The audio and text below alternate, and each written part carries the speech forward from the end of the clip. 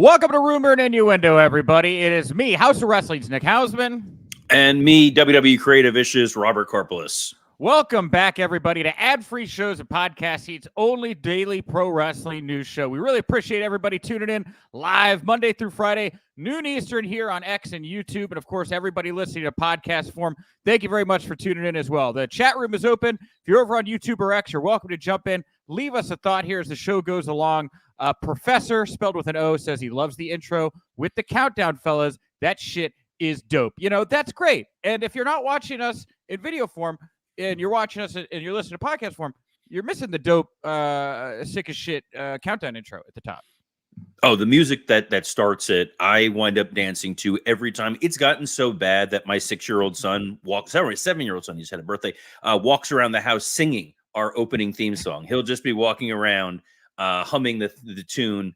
It's catchy, it's fun, but we got a lot of wrestling stuff to get into, man. We do. And Senior Two Phones over here saying he can't wait for Robert to talk about the Devil storyline. Of course, we are going to get to that today. We're going to talk about MJF, this new twist in the AEW Devil storyline, updated World's End card, Scotty to Hotty back in action. We got some viewership data for AEW and WWE. Madison Square Garden gave a small gift to CM Punk.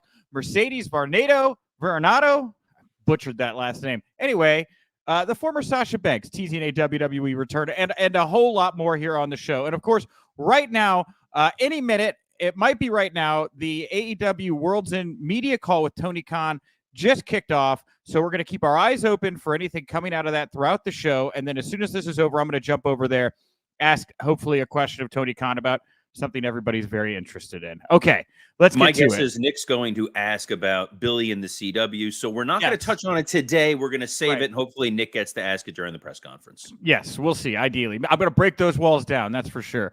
All right, so here we go, everybody. AEW Dynamite was last night, and it went off with a bang. 2 minutes to the top of the hour.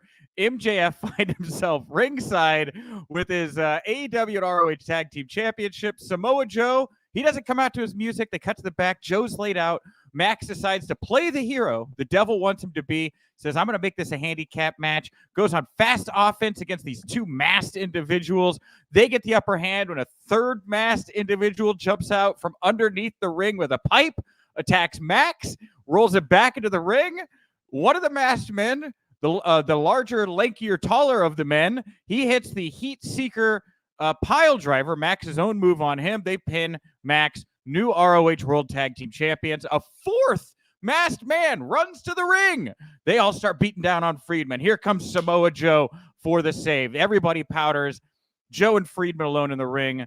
You get Samoa Joe behind Friedman as a big message flashes on the screen. It says, pleasure doing business with you.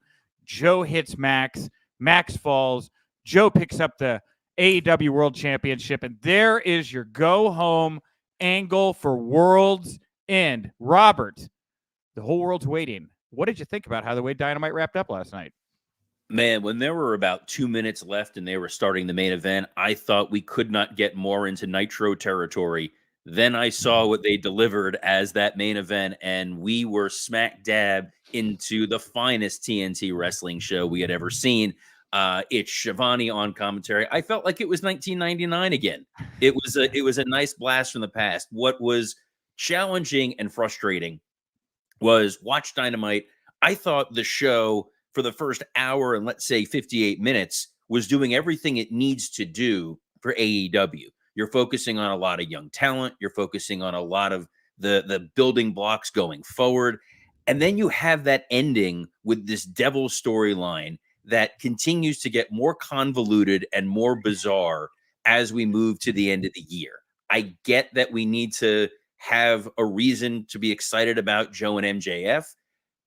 I'm worried about what the ultimate payoff is going to be here, who the devil is going to be, who these masked men are, and then it's not just going to be a huge letdown. Yeah, you know, the broad consensus I've received over the last 18 hours since this has aired is that it's got to be Adam Cole. It's got to be Matt Taven and Mike Bennett that were the masked men in the tag match, bringing the ROH tag titles back to the kingdom. These are ROH people. Samoa Joe is an ROH guy. I could see him and Cole coming together. How long Joe has been entangled in this. I guess we'll find out. But the only reasonable payoff that I think would satiate fans at this point, and it better come pretty quick because I think people are getting a little long in the tooth for this one, would be a returning Adam Cole. I mean, he's injured. He can't wrestle on his own. Why wouldn't he create a band of mercenaries to get the job done for him? I'm just filling in blanks here the best I can. So I've tried to look at this with my creative hat on and see where we are at the calendar year. And the fact that you've now taken the ROH tag titles off of MJF, and he's going into this match on Saturday, the last match of the year, with the title on the line, with the idea of the bidding war of 2024, it now for the first time really stands to reason that Max is going to wind up losing that title. And I wouldn't be shocked if not only does he lose the title, that he goes away for a little while. He's been saying, I have not signed a new contract with AEW. We've talked about it ad nauseum. I think it's an interesting story if Joe aligned with this devil and these masked folks are running roughshod. And it's nice to have Joe as the world champion because, again, you have Will Ospreay coming up in a couple months, and he's going to need a big bad guy to go after. And I think a babyface Ospreay hunting for Joe, that's a lot of fun. And then eventually, theoretically, a returning Max seeking revenge. Yes, I agree. Yeah, and we have Cadillac Carson here saying that Adam Cole was the one who recommended the Samoa Joe team with MJF, trying to tie some more of these pieces together. I will say this, right? I'll play devil's advocate here. And you can all roll your eyes at that comment, as I did think about it beforehand. Bad improv on my part. But I will say this. There has been no story in the last month or so that has driven more interest, more traffic. I could tell you at House of Wrestling, that story about Max and the devil at the end, which was just a recap of a storyline with like, hey, let's all speculate who this is, drove more traffic than anything else on Dynamite by a mile. You look at our viewership and you look at our listenership for this show, Rumor Innuendo, our top episodes are about this devil storyline, right? The risk that we're running here, though, I guess, is what you keep coming back to, which is there does seem to be interest here. If you get a bad payoff, you're running the risk of burning fans and upsetting them if it doesn't come out in a way that they're all going to be happy about. Rarely, if ever, in pro wrestling does a mystery reveal really pay off. And I have to hope when Tony first went down the path of doing this devil storyline, he had a clear finish in mind. Those tend to be the most successful. It's what we've seen over the last year and change of WWE that has made fans feel a little bit more comfortable in what they're watching, that Hunter has long-term storytelling and it's not Vince's changing his mind at the last minute and it's something else. So I really hope there is a destination and that it's a destination that people are going to be excited about. For a while, it felt like the devil story picked up momentum because people thought it was going to be Punk. Obviously, it's not Punk. People thought maybe it's going to be Jack Perry. It's not going to be Jack Perry. So now you're kind of left within storyline world of, oh, it's Adam Cole. But if it's revealed as Adam Cole and the guy he's feuding with is supposedly not going to be here in 2024 unless he signs a new contract, where are we going? Or is this going to be like you just proffered, a Ring of Honor invasion?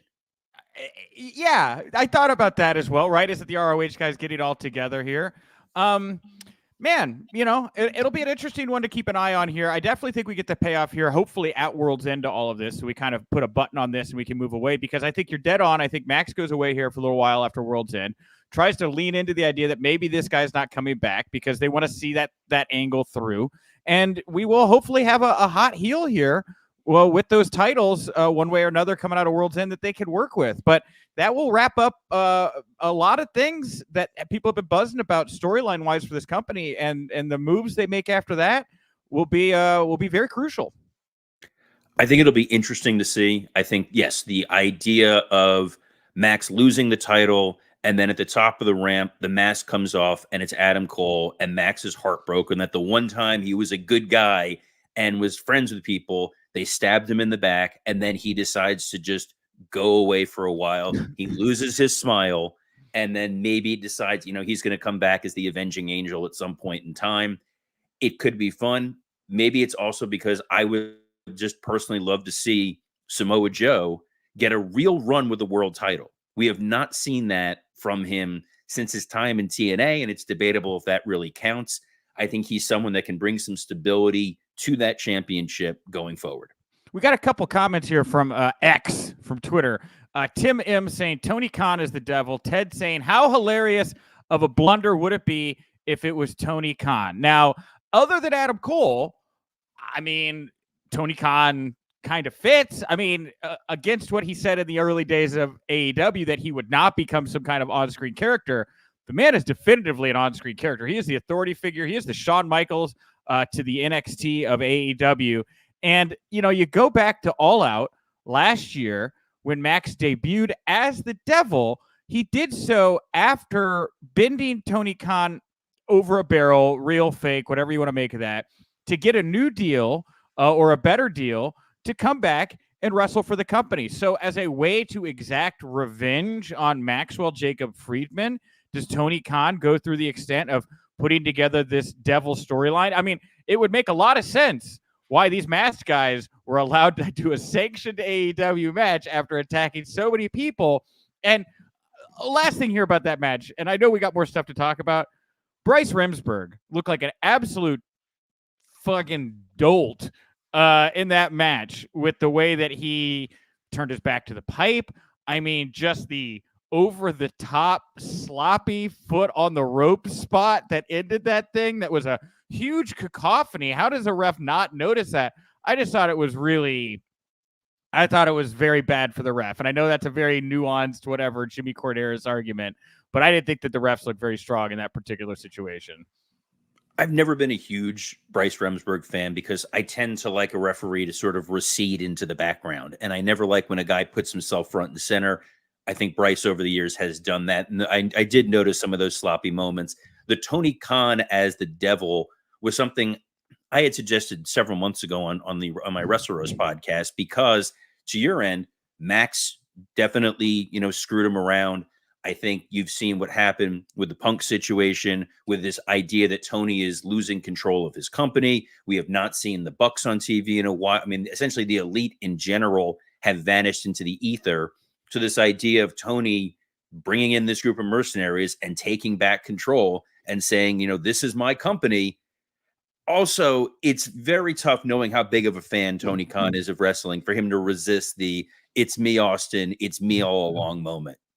Yeah, for sure. And truthfully, I would prefer the Bucks being a part of this whatever undisputed era, undisputed elite era amalgamation that it seems to be forming, over them doing the Bucks camp thing. I think that them as some foils to an Adam Cole or somebody that is part of a very buzzy storyline would be much a better use of them than doing this thing where they come out with Colt Cabana and maybe Jack Perry and just rub it in everybody's faces how they run the place, and you deal with CM Punk chants for 3 months. I think slotting them in with this group of masked people would actually be preferable to what it is that I just described.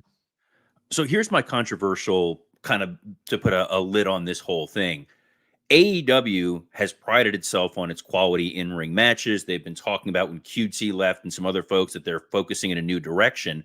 I think the feedback we've seen, the response, the excitement is wrestling fans love a good storyline they can get invested in. And this devil storyline, good, bad, or indifferent, has hooked the audience in a way that some of the other content they put out there has not. We've seen it with this. We've seen it with the Christian Cage storyline. Fans are excited to watch sports entertainment that encompasses fantastic wrestling, but also something else for you to get invested in. So maybe the lesson here that Tony's going to learn is let's map out some more storylines and give these guys something to do. Maybe. We'll see. Well, talk about storylines heading into World's End. We got a couple matches, and one match in particular has a long storyline tail behind it. That is, of course, well, actually, a couple of these matches have long storyline tails behind them.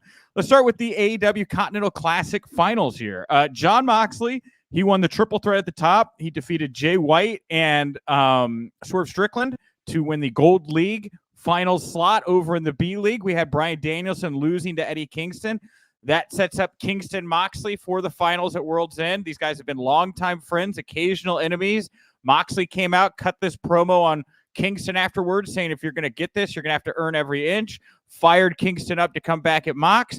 I thought this was very well done. I know that there have been some criticisms about how the Continental Classic, maybe not setting up really advanced storylines on the other side of it, but hard to argue. This did create at least a very memorable moment, I think, between Moxley and Kingston last night on Dynamite. Yeah, you leaned on the history that these guys had. Obviously, Moxley and Kingston can go out there and deliver a strong emotional promo. Eddie Kingston is the guy that Tony Khan should be leaning on as his Mick Foley. This is a wrestler that audiences gravitate to. They love his real life story, his in-ring work. He looks different. He's passionate. The finals being him and Moxley surprised me a little bit because I felt like Shane Strickland had a tremendous amount of momentum. Mm-hmm. And my criticism of Tony over the years is you have these long windows of time in between pay-per-views and you were just doing 4 a year. And a lot of the time it feels like the week before or week of, he's suddenly like, oh no, I need to put matches on this thing. Let's just throw a bunch of matches there, as if he forgot to do his homework until the morning of.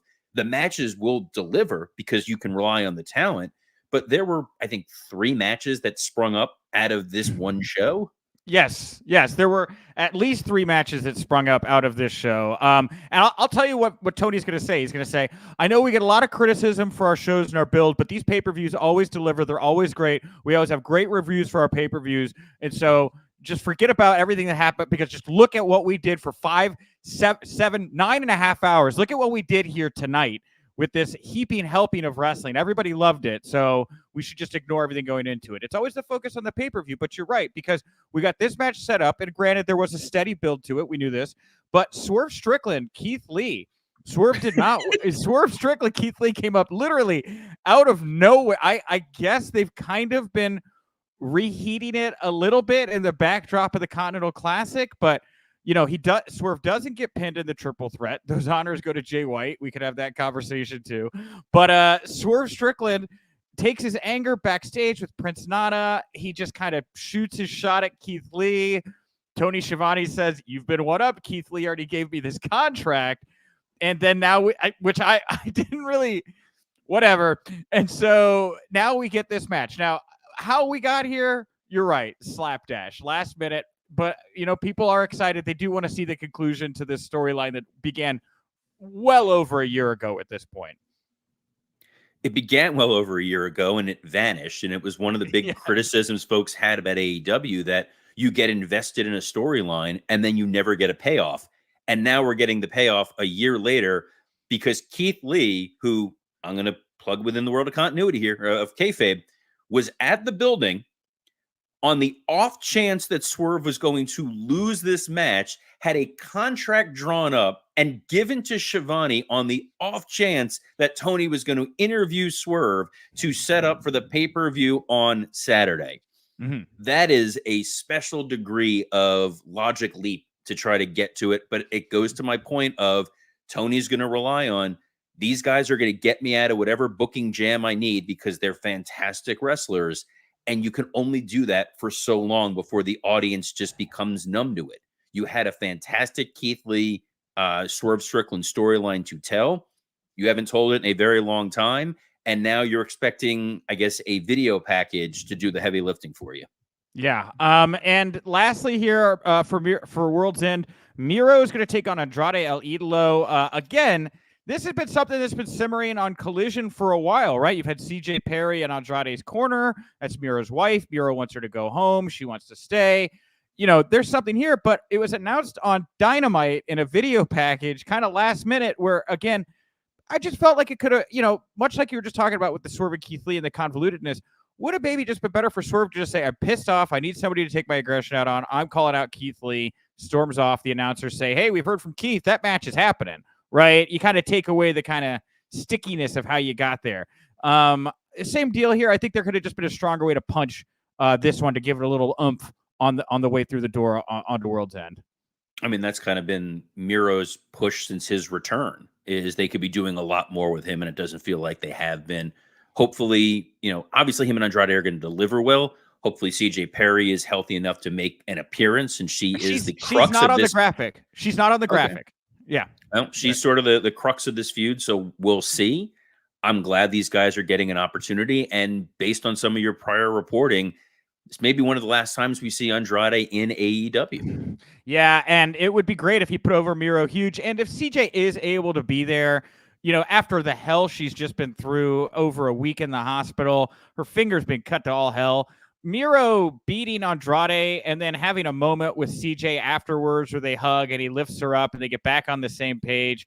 It would be a huge reaction for him. And I think that's where, you just saw all these videos of him and her in the hospital, and he's got the flowers. He's bringing her cookies. Are you really going to believe? I'm sorry. I just think it's jumped the shark a little bit that I can suspend my disbelief that he does not love that his wife is at work every day. I think at this point, if she can be there, I'd pick up the win over Andrade and put them back together and have that big Rocky moment.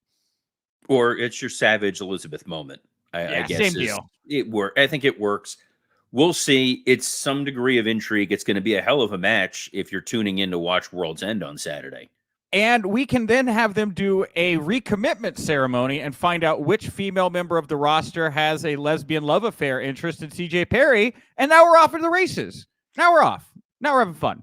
What's crazy is Miro's already been part of a wedding storyline on AEW because there was the Kip Sabian segment that I blocked from my brain until right now. That is right. Years of therapy. And now you're reminding me that, he popped out of a box or whatever. Someone was handcuffed. This is Nick. What else do we have to talk about before I lose I know that we are unfortunately running low on time here. So I will jump to the last Dynamite topic that we have, and that is something that got everybody buzzing on social media before the show even hit the air. Scotty Too Hotty is back. He is in an AEW ring. He came out to the Too Cool theme song, which got everybody popping. He's got the bucket hat, he's got the cargo pants, he's got the puffy jacket, and he is doing the worm. He teamed with the Acclaimed to take on the Guns and Daddy Magic and Jake Hager. Fightful saying that AEW has the rights to use the Too Cool theme music. They utilized it for this appearance. Those that they spoke with say that the music was part of a music library that AEW licensed to get access to the Hardy Boys theme song. And they also have access to the Hardcore and Crash Holly theme songs as well. So unfortunately, Crash, no longer with us, will not be able to make his AEW debut. But it did get the wheels in my mind going, do we get one more from Bob Holly? Is that, I don't know. They got the theme music, and it just seems like something Tony would feel moved to do, knowing he could pull it off. Because Tony doesn't think that the backstage atmosphere is not toxic enough. Let's bring in Hardcore Holly. I love Bob. He was there when I was there, and I was not at all genuinely terrified of Hardcore Holly. The music library, I believe, was through MSoft, so that doesn't surprise me. There was a music library database. You can type in searchable phrases and pull up theme songs. So not everything was created by Jim Johnston at that point. So why not let Scotty Too Hotty? It was non-televised. You're going to make the local fans happy. He's an Orlando guy. People want to get all worked up that, oh no, this means that he's going to be on TV and he's going to be a character. No, he's a guy to make the fans happy during a dark match with the Acclaimed. I don't have a lot of problems with it. Scotty is one of the great guys in wrestling and a good use of your agent. Yeah, and I disagree. I do think this guy finds his way to TV. I mean, this thing hit harder than I think they could have even imagined. I mean, this thing was all over social media. Outside of the devil angle, it was the top most trended thing on House of Wrestling for sure.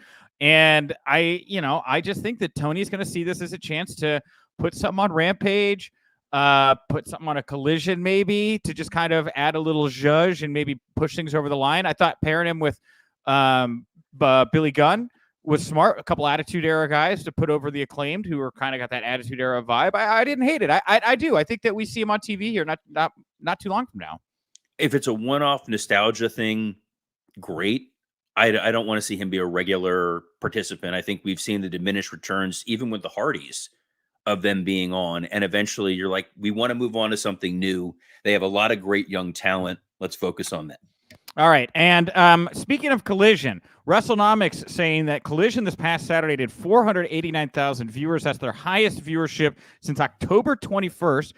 So I do think there is something to be said about the Continental Classic, at least working for Collision, which was looking for a real kind of identity and a way to grab people in. So I do think that it helped that show. I mean, before I go any further, do you disagree with the fact that the Continental Classic has helped boost some interest over to Collision the last month or so?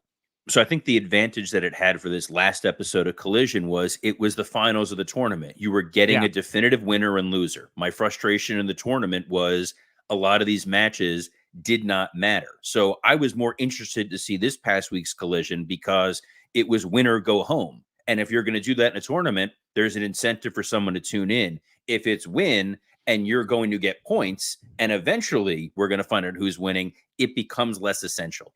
Yeah. Well, over on the WWE side, also from WrestleNomics, Monday Night Raw, their best of 2023 Christmas night edition, pulled 698,000 viewers, the lowest viewership in Monday Night Raw history.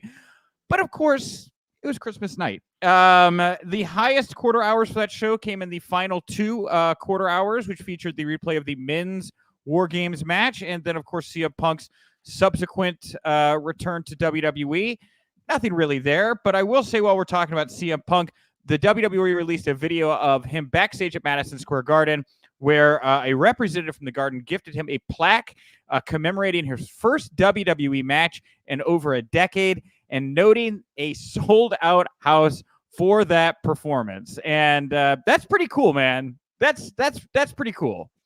It was a nice moment. The video it's endearing. It's him opening it up. I think he's finding a way to resituate himself in the wrestling landscape as not being the disruptive shit disturber that we just witnessed for the last little while, and more of the, I'm really happy to be back here. Man, this is all so cool. I can't believe I get to wrestle at the Garden.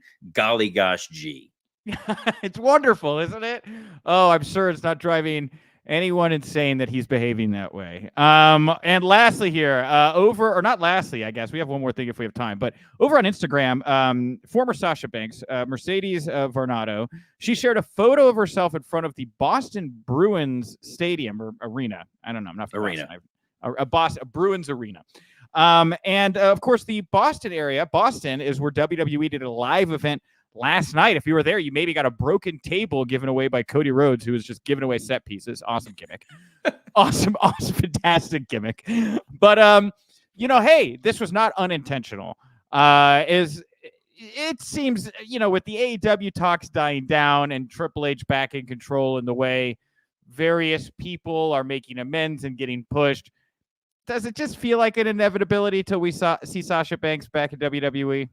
Yeah, I think all of her friends are thriving there. You see what Bailey is doing. Bailey, who just, I believe, renewed her contract.